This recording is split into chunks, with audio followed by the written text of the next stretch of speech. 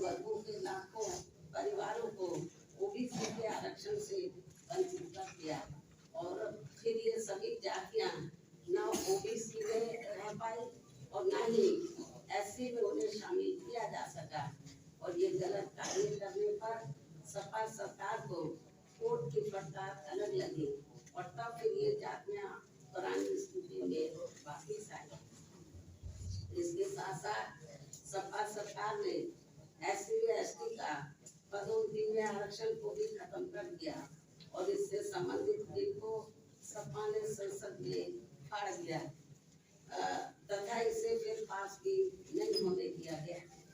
जबकि बीएसपी की रही सरकार में एससी व एसटी के साथ साथ अति पिछड़ों को भी उनका आरक्षण का पूरा हक मिला। जबकि बीएसपी की रही सरकार में एससी व एसटी के साथ साथ अति पिछड़ों एवं पिछड़ों को भी उनका आरक्षण का पूरा हक दिया गया है। अन्य सभी मामलों में भी इनका प्राथमिकता के आधार पर पूरा ध्यान रखा गया है।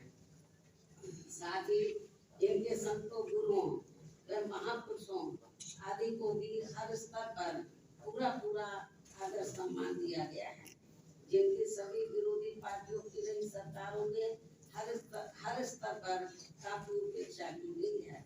ऐसी स्थिति में अब यहाँ कमजोर एवं उपेक्षित वर्गों के लोगों को बाबा साहब की कही गई इन बातों पर अमल करके इन्हें अपनी पार्टी बीएसपी को पूरी ईमानदारी एवं निष्ठा से तथा पूरे तन मन धन से हर स्तर पर इसे सत्ता में जरूर लाना होगा। तभी फिर इन लोगों को बाबा साहब के दिए गए संवैधानिक कानूनों का सही से पूरा लाभ मिल सकता है और तभी ये लोग यहाँ अपने आत्मसम्मान व स्वाभिमान की भी जिंदगी व्यतीत कर सकते हैं।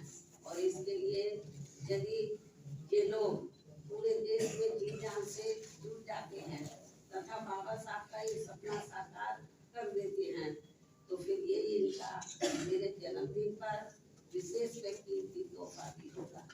वैसे भी इसके सिवाय मेरे इनसे कुछ और नहीं चाहिए। मुझे पूरी उम्मीद है कि इस मामले में मेरे ये लोग अब मुझे आगे कतई भी निराश नहीं करेंगे और इसके लिए मेरे नेतृत्व में हमारी पार्टी ने पिछले 1 वर्ष में जो भी प्रयास किए हैं तो उसे विशेषकर बीएसपी से जुड़ रहे नए लोगों व वर्तमान युवा पीढ़ी तथा आगे आने वाली पीढ़ी से भी जानने व समझने के लिए अब मैं हर वर्ष की तरह इस वर्ष भी आज अपने जन्मदिन के शुभ अवसर पर मेरी लिखी पुस्तक मेरे संघर्ष में जीवन एवं बीएसपी मूवमेंट का सफरनामा के 18वें हिंदी व अंग्रेजी संस्करण का, जिसमें मुख्य तौर से इस वर्ष के दौरान का पार्टी व मूवमेंट के कार्यकलापों व संघर्षों आदि के क्रम में खासकर मेरे सामने आने वाली कठिन चुनौतियों, अनेकों प्रकार के संघर्षों एवं विभिन्न प्रकार के षड्यंत्रों तथा उनसे निपटने आदि का वास्तविक वर्णन व विवरण तथा साफ सुथरा लेखा जोखा होता है उसका विमोचन करती हूँ। लेकिन उससे पहले मैं बीएसपी के बारे में ये भी बताना जरूरी समझती हूँ कि बीएसपी धरना सीटों के धन बल पर व उनके इशारों से कोसों दूर रहकर यहाँ विशेष मेहनत कर बहुजन समाज के लोगों के हित व कल्याण के लिए समर्पित पार्टी है। इसके साथ ही नेताओं के स्वार्थ पूर्ति से अलग हटकर अपनी पार्टी का मुख्य लक्ष्य एससी, एसटी, ओबीसी व मुस्लिम समाज आदि इन बहुजन समाज को भाईचारे पर आधारित इस बड़े गठबंधन के बल पर इस बड़े गठजोड़ के बल पर व चुनाव जीतकर इनकी सामाजिक एवं आर्थिक स्थिति को ठीक करने का लक्ष्य प्राप्त करना है। इसी सिद्धांत पर सख्ती से चलते हुए मैं यहाँ ये भी स्पष्ट कर देना चाहती हूँ कि इस वर्ष सन 2023 में कर्नाटक, राजस्थान, मध्य प्रदेश, छत्तीसगढ़ सहित अन्य जिन भी राज्यों में विधानसभा के लिए अगले वर्ष देश में लोकसभा के लिए होने वाले आम चुनाव में भी हमारी पार्टी बीएसपी किसी भी पार्टी के साथ कोई भी गठबंधन करके ये चुनाव नहीं लड़ेगी, बल्कि अकेले अपने बलबूते पर ही ये सभी चुनाव लड़ेगी। और आज पार्टी की ये नीतिगत घोषणा करना मेरे लिए इसलिए भी जरूरी हो गया है क्योंकि खासकर कांग्रेस व अन्य कुछ दलों ने भी संयंत्र के तहत बीएसपी से गठबंधन करने का भ्रम जानबूझकर अभी से ही फैलाना शुरू कर दिया है। जबकि बीएसपी ने एक दो बार यूपी आदि राज्य स्तर पर अभी तक जो भी चुनावी गठबंधन किया है तो उससे केवल पंजाब को छोड़कर हमारी पार्टी की तरह उनका वोट हमें ट्रांसफरेबल नहीं होने के कारण फिर बीएसपी को ही हानि ज्यादा हुई है। इसलिए इस मामले में अब तक के ज्यादातर रहे खराब अनुभवों को ध्यान में रखकर अब हमारी पार्टी ने आगे विधानसभा लोकसभा का चुनाव भी अकेले ही लड़ने का फैसला लिया है। इन्हीं जरूरी खास बातों के साथ ही अब मैं पुनः मेरे जन्मदिन मनाने वाले अपने सभी शुभचिंतकों व विशेषकर पार्टी के लोगों का पूरे तहे दिल से आभार प्रकट करती हूँ तथा उन्हें नव वर्ष सन 2023 की बहुत बहुत आप लोगों के साथ साथ मीडिया बंधुओं के साथ साथ उन्हें भी नव वर्ष सन 2023 की बहुत बहुत हार्दिक बधाई व ढेरों शुभकामनाएं भी देती हूँ। साथ ही कुदरत से ये कामना किंतु मैं अपनी व पार्टी के लोगों की भी मेहनत व संघर्ष पर ये भरोसा करती हूँ कि आने वाले समय में निश्चय ही सब समाज के गरीबों एवं मेहनतकश लोगों के तथा बहुजन समाज के लिए भी वास्तव में सन 2023 का ये वर्ष नया सवेरा बनकर जरूर आएगा और फिर उनके जीवन से जुड़ी बहुत सारी अच्छी उम्मीदें जरूर पूरी होंगी।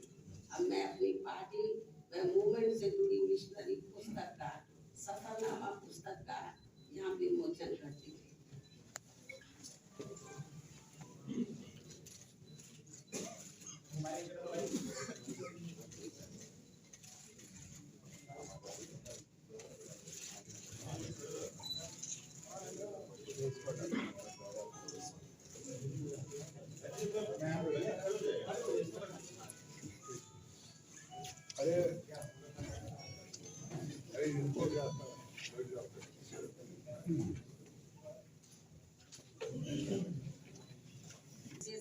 के साथ ही अपनी बात यही समाप्त करूं, लेकिन उससे पहले यदि आप लोगों के कुछ सवाल हैं तो आप एक एक करके मुझसे जरूर पूछ सकते हैं, वरना फिर मैं आप लोगों से यही रजा लेती हूँ। धन्यवाद। जय भीम व जय भारत। इन्वेस्टर समिट हो रहा है, आप मंत्री विदेश जा रहे हैं यूपी में निवेश लाने के लिए, आप कैसे देखती हैं इसको? चूंकि आप खुद मुख्यमंत्री नहीं हैं, क्या इस समय उत्तर प्रदेश में निवेश की संभावनाओं को आप देखती हैं? इसका कुछ यूपी की जनता को मुझे कुछ फायदा होता हुआ नजर आ नहीं रहा है। केवल पब्लिसिटी ज्यादा हो रही है। जमीनी हकीकत में यूपी की जनता को कुछ लाभ हो रहा है वो तो मुझे कहीं नजर नहीं आ रहा। मुझे लगता है आप लोगों को भी नजर नहीं आ रहा है। मायावती जी सवाल ये है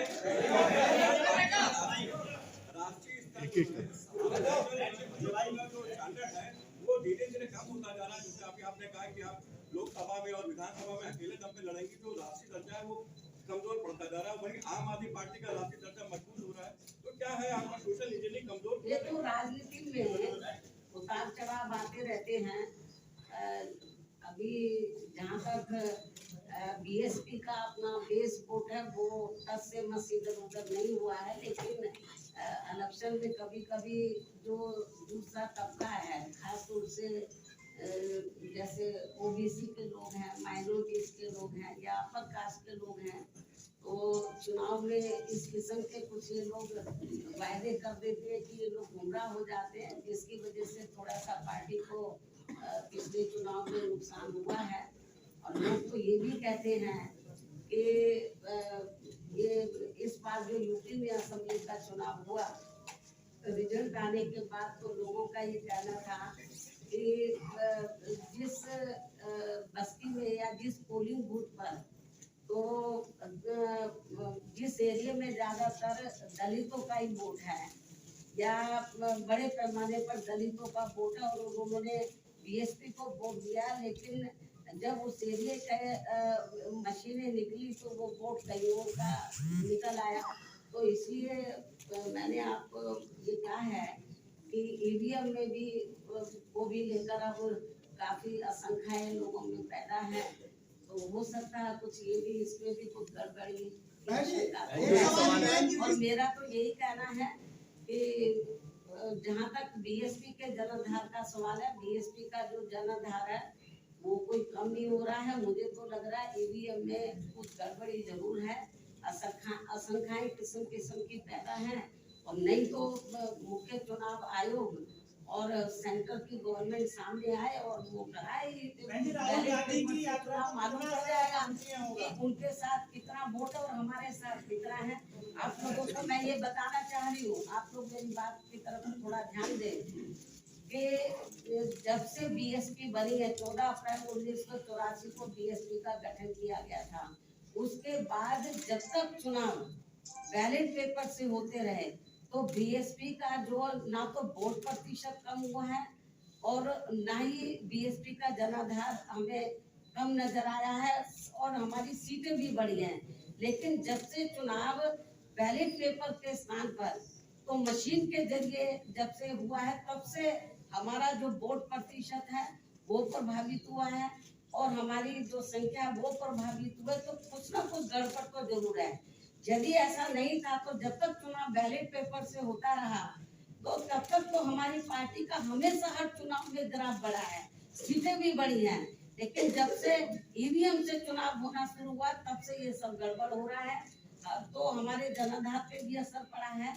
और लेकिन मुझे तो यही कहना है कि कभी कभी ये जो गड़बड़ जो भी लोग करा रहे हैं, लेकिन हो सकता है कि कभी ये गड़बड़ कराने वाले लोग इनका सिस्टम ही ना फेल हो जाए, मतलब तो जो जिधर से भी ये लोग करा रहे हैं, तो मेरा तो अपने लोगों को यही कहना है कि आप लोग प्रयास करो, पार्टी के लोग प्रयास करें, लोगों को तैयार करें। आज नहीं तो कल ये जो जहाँ से ये सिस्टम शुरू हुआ, आपको मालूम है कि दुनिया के जिन देशों में पहले बैलेट पेपर से चुनाव होता था, जहाँ मशीन से शुरू हुआ, तो जब लगा इसमें धांधली हो रही तो वहाँ खत्म कर दिया, बैलेट पेपर से वहाँ चुनाव हो रहा है।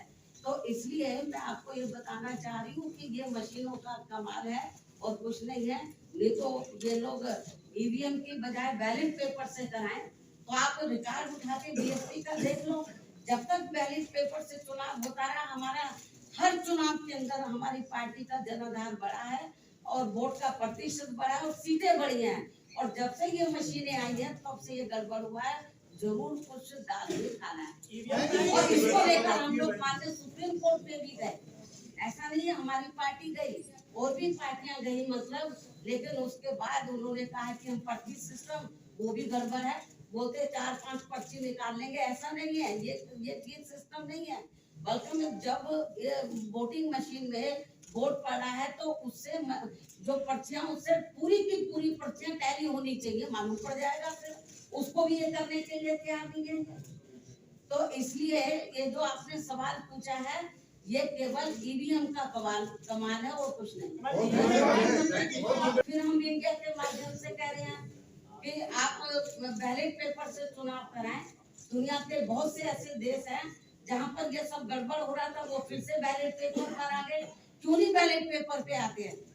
सवाल है प्रोफेसर चंद्रशेखर ने एक बयान दिया, वो बयान जो है क्या कहते हैं रामचरितमानस की एक दोहाई के खिलाफ था, और दूसरा उन्होंने उस बयान पे वो अटके है कि मनुस्मृति B.R. अम्बेडकर साहब ने चलाई। तो आप इसको कैसे देखते हैं? आप बयान का समर्थन? देखो, पहले बात तो आपने ये गलत बोला है कि बाबा साहब ने मनुस्मृति चलाई। बाबा साहब डॉक्टर अम्बेडकर ने नहीं चलाई है, एक तो आपको ये करेक्ट कर लेना चाहिए। और उन्होंने किस संदर्भ में ये बात बोली है मुझे नहीं मालूम। यदि मुझे मालूम होता किस संदर्भ में बोलिए तब मैं प्रतिक्रिया देती। तो उन्होंने मुझे ये चीज मीडिया नहीं दिखा रहा किस संदर्भ में बोली है, तो इसका रेफरेंस उन्होंने दिया और मैंने सुना नहीं है। और जब तक वो किसी भी संदर्भ में बोला तो कोई प्रतिक्रिया करना ठीक बहन नहीं। जी, ये जो बीजेपी है, बीजेपी पसमंदा कर रही है, पसमंदा मुसलमान बीजेपी के साथ आए और आप भी हमने देखा इमरान मसूद को ज्वाइन कराया। मैं जो आपको बता रही हूँ पसमानदा के बारे में, पूरे यूपी के मुस्लिम समाज के लोगों को ये मालूम है कि उनके साथ किस प्रकार की जाति हो रही है, यूपी में नहीं पूरे देश के अंदर। तो जहाँ तक पसमानदा का सवाल है, ये मैंने ट्वीट के जरिए भी कहा था, जो मुस्लिम समाज है वो पहले मुस्लिम पहले पसमानदा बाद में है। तो जो उनके साथ में जुर्म जाती हो रही है, मुझे नहीं लगता कि वो भारतीय जनता पार्टी के किसी भी प्रकार के बहकावे में आएंगे, तो वो इनके बहकावे में आने वाले कतई भी नहीं है। पहली सवाल है कि पहले बसपा जो है बाहुबलियों को छूट रखी थी पार्टी में, लेकिन अतीक अहमद के परिवार को शामिल करने की क्या मंजूरी पड़ गई? परिवार जहाँ तक अतीक अहमद को तो हमने नहीं किया है शामिल, उसकी औरत को क्या, उसकी औरत कौन सी माफिया है? बहन जी एक सवाल है, एक सवाल बहन जी, बीएसपी अपने संगठन को बदल रही है, क्या पुराने नेताओं के आपके दरवाजे खुलेंगे? आपको ये मालूम है जो पुराने नेता गड़बड़ हैं, हम लोग तो जिनको किनारे कर देते हैं उनको लेते नहीं है हम। और अभी दूसरी पार्टियों के पास नेताओं की कमी है, तो जो बीएसपी के जो निकाले हुए लोग हैं, चाहे वो कांग्रेस है, चाहे सपा है, चाहे बीजेपी, वो उनको लेकर घूमते रहते हैं। बहन जी आपने कहा कि आप अकेले लड़ेंगे ये चुनाव, योजना बनाई जा रही है, उसमें आपकी क्या भूमिका? बीएसपी की जो विचारधारा है, तो जो विपक्ष की जितनी पार्टियां हैं उनसे बिल्कुल अलग है। हमारी पार्टी पॉलिटिकल पार्टी के साथ साथ एक मूवमेंट भी है, एक मिशन भी है। ये सारी चीजों को देखकर हम लोग आगे बढ़े। बहन जी आपने कहा था आप अकेले